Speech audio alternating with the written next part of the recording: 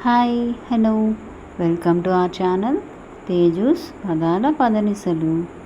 ఈరోజు మనం చెప్పుకోబోయే కథ చెలి నీవసమై పార్ట్ 65. ఇంకా లేట్ చేయకుండా స్టోరీలోకి వెళ్ళిపోదాం. అసలు ఇదంతా బావెందుకు చెయ్యాలి, మధ్యలో బావనెందుకు లాగుతున్నావు అని అడిగింది లోచన. ఎందుకంటే అతను నీ భర్త కాబట్టి. మొదట ఇదంతా ఇంత సింపుల్గా అయిపోతుందని నేను కూడా అనుకోలేదు. కానీ వచ్చాకే అర్థమైంది ఇది సింపుల్ కాదు, చాలా కాంప్లికేటెడ్ అని. కానీ నాకు ఒకటి తెలుసుకోవాలని ఉంది. తనకు ఎదురుంచిన తన మనవడిని కూడా రాజేశ్వరీదేవి తొక్కి పెడుతుందా, లేకపోతే మనవడికి దాసోహం అవుతుందా అని. నువ్వు తెలుసుకోవాలని అనవసరంగా బావనెందుకు ఇబ్బంది పెట్టడం? నాకు జరిగిన దానికి బావకి ఎలాంటి సంబంధం లేదు. నాకు కోపం ఉంది రాజేశ్వరీదేవి మీద, ఇంకా అతని కొడుకు కూతురు మీద మాత్రమే. ఇదంతా నేను కూడా ఊహించలేదు. అసలు నన్ను తీసుకొచ్చి ఇంటి కోడలను చేస్తుంది అని అనుకోలేదు. కానీ అర్హన్కి భార్యని చేసింది, అది కూడా తన మనవరాలు స్వీటీ స్థానంలో నన్ను ఉంచి. ఇదంతా ఆవిడ ప్లాన్ ప్రకారం జరుగుతుంది. నేనెవరన్నది ఆవిడకి నిరూపించి ఒక గుణపాఠం చెప్పాలని నేను కోరుకున్నా. నా తల్లిదండ్రుల చావుకి ప్రతీకారం తీర్చుకోవాలని అనుకున్నా. కానీ ఇప్పుడు నన్ను ఇంటి కోడలిగా చేసుకుని తనే కొత్త ఆట మొదలుపెట్టింది. మనం ఒక ప్లాన్తో వచ్చాం, కానీ ఆవిడ మరో ప్లాన్తో ముందుకు వెళుతుంది. ఆవిడ ఆటలో పావుగా మారాలని అనుకోవడం లేదు. ఇది నాతోనే మొదలైంది, నాతోనే అంతమవ్వాలి. మధ్యలో నీకు కానీ బావకు కానీ ఏదైనా అయితే నేను చూస్తూ ఊరుకోను, కాస్త గట్టిగానే చెప్పింది లోచన. అలాని నీకేదైనా అయితే నేను చూస్తూ ఊరుకుంటాను అనుకుంటున్నావా? నేనే కాదు, చందు కూడా ఒప్పుకోడు. నీకు జరిగిన అన్యాయానికి ఖచ్చితంగా రాజేశ్వరీదేవి ఇంకా తన వారసులు సమాధానం చెప్పి తీరాలి. దానికోసం ఏం చేయడానికైనా నేను సిద్ధమే తని కూడా తెగించి చెప్పాడు బాలు. బాలు, నీకింకా రాజేశ్వరీదేవి గురించి అర్థం కావడం లేదా? మనం ఆవలించకుండానే పేగులు లెక్క పెట్టే రకం ఆవిడ. ఇప్పటికే నేను చాలా కోల్పోయాను, ఇంకా కోల్పోవడానికి సిద్ధంగా లేను. మరొక్క విషయం, నువ్వు రామయ్య తాతతో మాట్లాడాలి. బావ జాతకంలో ఏదో దోషం ఉన్నట్టుంది తాతయ్యకులాగా. బహుశా ఆ కారణంగానే నన్ను తీసుకొచ్చి స్వీటీ స్థానంలో ఉంచింది. లోచన, నీకు మరోసారి చెప్తున్నాను, ఇది స్వీటీ స్థానం కాదు, నీ స్థానం. స్వీటీ చందుకి భార్య కాదు, నువ్వు మాత్రమే చందుకి భార్యవి, కోపంగా అన్నాడు బాలు. నువ్వింకా బావని నా భర్తగా యాక్సెప్ట్ చేయలేదు కదా అడిగింది లోచన. చెయ్యకపోతే నేను ఇక్కడి వరకు వచ్చేవాడిని కాదు. కాకపోతే చందుకి తన కుటుంబం గురించి పూర్తిగా తెలియాలి. నీకు జరిగిన అన్యాయం గురించి తెలిస్తే ఖచ్చితంగా బదులు తీర్చుకుంటాడు. అది మాత్రమే కాదు, అమ్మమ్మకు జరిగిన అన్యాయం కూడా తెలుసుకోవాలి. అందుకే కాస్త కఠినంగా మాట్లాడుతున్నాను. ఇవాళ మీ మీద జరిగిన అటాక్ని నేను ఊహించలేదు. దాని వెనుక ఉన్నది జీవిత, ఆ రాజేశ్వరీదేవి కూతురు. దేశం వదిలి వెళ్ళిపోయింది కూతురుతో. అందుకే చాలా తెలివిగా ప్లాన్ చేసింది. మీరు ప్రెస్ మీట్కి వెళ్లకుండా ఆపడమే తన లక్ష్యం. అయితే నింద తన అన్న మీదకు రావాలని అనుకుని అదే విధంగా ప్లాన్ చేసింది.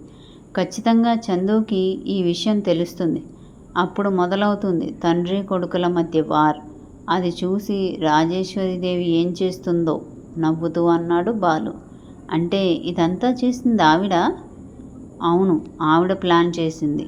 ఇంకా అర్హన్ని తన అల్లుడిని చేసుకోవాలని ఆలోచనలో ఉన్నట్టుంది. అందుకే మీ పెళ్లి గురించి బయటకు రాకూడదు అనుకున్నట్టుంది. కానీ ఆవిడెందుకు అంత పట్టుదలగా ఉందో అర్థం కావడం లేదు నాకు. ఆస్తి అంతస్తులు అన్నీ ఉన్న సంబంధం తన కూతురికి రాకుండా ఉండదు. అయినా కూడా తన మేనల్లుడిని అల్లుడిని చేసుకోవాలని ఎందుకు అనుకుంటుందో నాకు తెలియని విషయం. తెలుసుకుందాం, కానీ నువ్వు ముందు తాతతో మాట్లాడు.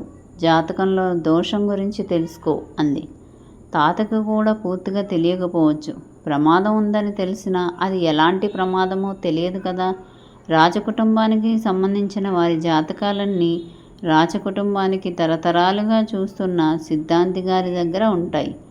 ఆయన గురించి తాతకి తెలుసో లేదో నాకు తెలియదు. ఆ విషయం తెలుసుకుంటాను. లేదంటే మనకి పూర్తిగా రాజేశ్వరి దేవినే చెప్పాలి. ఆవిడ నోటితో ఏది చెప్పడం ఉండదు. మనసులో ఉన్నది ఎప్పుడు బయట పెట్టింది ఈరోజు చెప్పడానికి, కానీ తెలుసుకోవడానికి ప్రయత్నించు. బావ విషయంలో నేను రిస్క్ తీసుకోలేను. ప్రేమిస్తున్నావా అని అడిగాడు బాలు. ప్రేమబంధం కన్నా బలమైన తాళిబంధం ఉంది బాలు మా మధ్య. దానికి నేను ఎంతటి విలువ ఇస్తానో నీకు తెలుసు.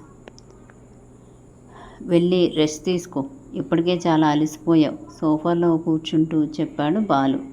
వాళ్ళు మాట్లాడుకోవడం మొదలుపెట్టినప్పుడే పని వాళ్ళని వాళ్ళ క్వార్టర్స్లోకి పంపించి పంకజాక్షి ఒక్కటి మాత్రమే ఉంది ఆవిడ. వాళ్ళ మాటలన్నీ విని లోచన పైకి వెళ్ళగానే, నువ్వు మీ అమ్మమ్మంత నెమ్మదస్తురాలు అయితే కాదు.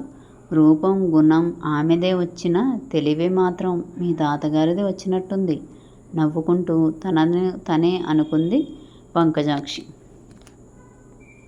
అర్హన్ తన ఇంటి ముందు కార్ని నిలిపి విసురుగా డోర్ తీసుకుని కార్ దిగాక కూడా బలంగా డోర్ మూసి లోపలికి వెళ్ళాడు. లోపలికి వెళ్ళటమే కనిపించిన వస్తువుని నేలకేసి కొట్టాడు బలంగా. మొదట శారద, తర్వాత రాజేశ్వరిదేవి బయటకు వచ్చారు. ఏమైంది చందు? కొడుకు కళ్ళలో ఎప్పుడూ పైకి కనిపించని కోపాన్ని చూసి కంగారుగా అడిగింది శారద. ఏం అవ్వలేదమ్మా, ఇంకా బ్రతికే ఉన్నాను. కొంతమంది చేసిన అటాక్ నుంచి తప్పించుకొని పదునుగా అన్నాడు రాజేశ్వరిదేవిని చూస్తూ. ఆ అటాక్కి నాకు సంబంధం ఉందని నువ్వు అనుకుంటున్నావా? అయితే పొరపాటు పడినట్టే.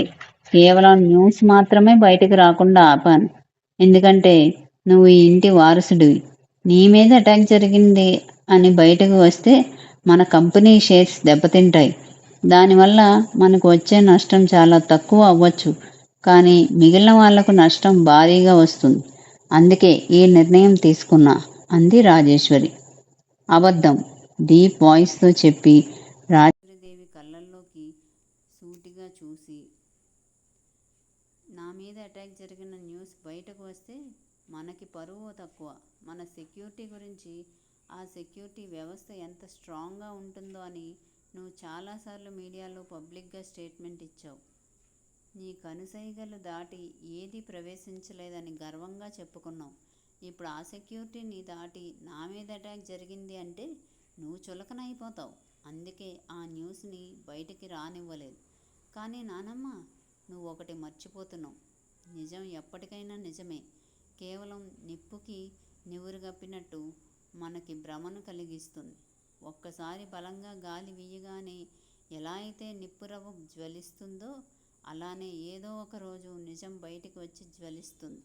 ఆ రోజు ఆ జ్వాలలో తగలబడిపోకుండా నిన్ను నువ్వు కాపాడుకో. చందు అని పిలిచింది శారద వారించపోయింది. నేను తప్పు మాట్లాడటం లేదమ్మా, నిజాన్ని చెప్తున్నాను. నిజం ఎప్పటికైనా నిజమే. మసిపూసి దేన్ని కూడా మారేడుకాయలు చేయలేం కదా. నువ్వే చెప్పేదానివి కదా నా చిన్నప్పుడు.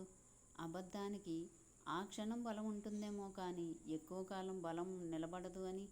అలానే నిజం ఆ క్షణం బలహీనంగా కనిపించవచ్చు, కానీ ఏదో ఒక రోజు బలంగా బయటకు వస్తుంది కదా. వచ్చే రోజు దగ్గరలోనే ఉంది అని. అమ్మా, నువ్వెప్పుడు అడుగుతూ ఉంటావు కదా, ఎందుకు మీ డాడీతో మాట్లాడడం మానేశావని. కారణం తెలుసా అమ్మా అని ఆగాడు అర్హన్. ఇంతకీ ఏంటి ఆ కారణం?